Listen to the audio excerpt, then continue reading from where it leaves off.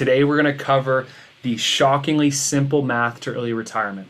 So this is a common metric that is used, a common simple rule of thumb to see how much money it is that you need to save in order for you to retire.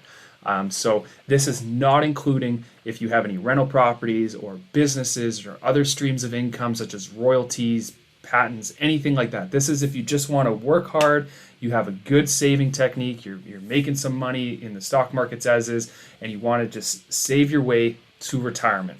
So this means that that money that you're saving is going to be invested in a well-diversified portfolio of stocks and bonds, or it's going to be in some mutual funds.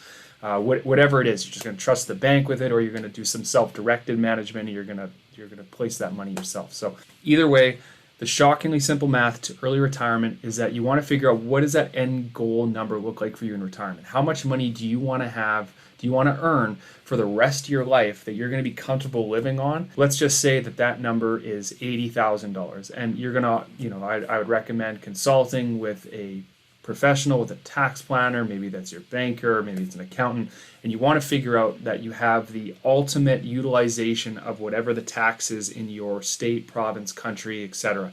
So I know when you get into like the 200,000 a year range, if that's what you want to earn, well, you're going to be right in the crosshairs, the top taxation tier, and you're going to end up, giving half of that back. So you got to find where that sweet spot is. So most likely when you go to retire, you're not going to have a housing cost. Hopefully your mortgage is paid off or it's subsidized from other source of income. You're not going to hopefully have transportation and car costs. You're not going to be traveling to work as much.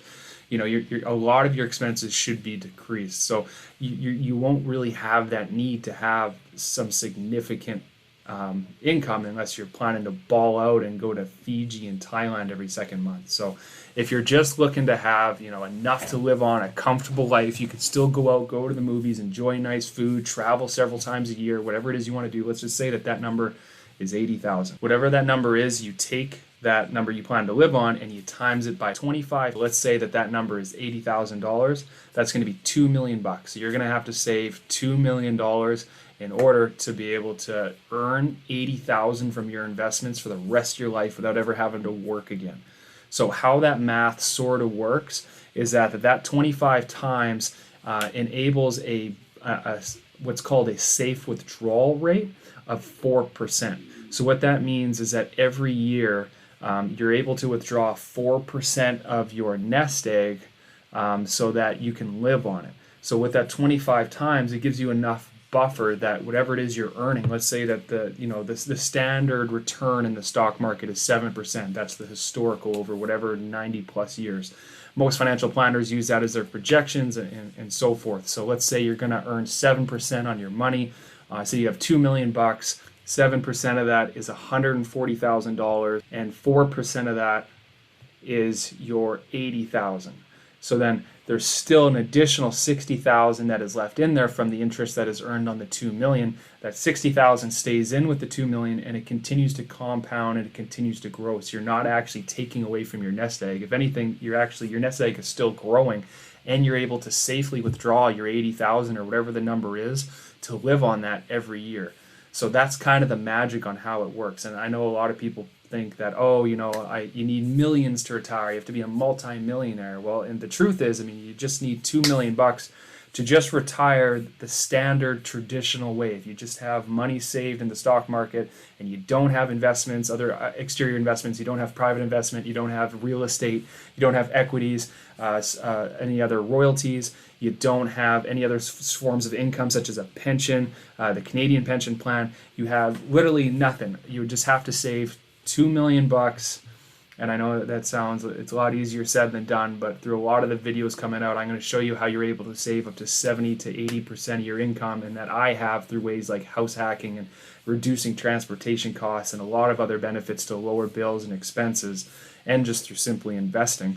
You're able to, I truly believe that the average person who's making a decent living and willing to put a lot of work and hustle in and doesn't have a lot of other outside obligations to attend to can retire within 7 to 10 years.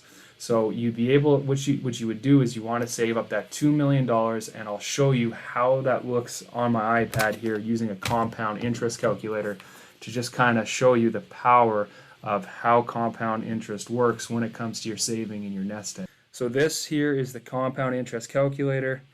Let's just say, you know, over time, of course, you're going to be saving and you're going to be earning interest on your money as you're working your way up to this. So this will start to snowball and it'll start to compound and multiply. It's not like you have to save $2 million of your after-tax money. Each year you're saving, say you're putting away 5,000, 10,000, 50,000, whatever it is you can save, and you're putting away each year. That's also going to compound. So let's just assume 7%. I myself, I invest in the S&P 500. I went back over 78 years. It's performed 12% historically.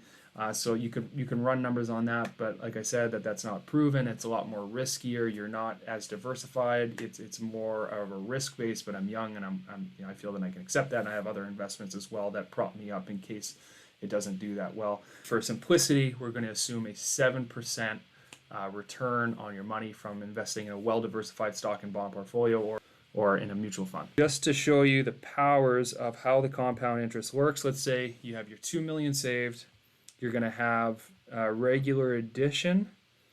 Monthly will be 0. And then let's put 7%. And that's going to be compounded. We'll just put yearly for simple matters. So if you just did 1 year, your 2 million now became 2.14. So out of that 2.14 is when you can take out your 80 to live on, and then you can see the 60 stays in, and then it still continues to grow. So if we subtracted 80 out of there and we add it up top, that gives you 2,060,000 over 1 year. Now, next year, you're earning 2.2 million. So you can see, and then you're going to draw your 80 from there again. But now your nest egg has gotten bigger, so it continues to grow and it continues to compound all the way through your retirement. So that, folks, is the very simple, generic path and formula to early retirement, is by simply figuring out what it is that you want to live on during your retirement and then multiplying that number by 25. And then that is all you need to know, and that's the number that you're going to have to achieve and work hard and get to. That is the shockingly simple math to early retirement. Thank you.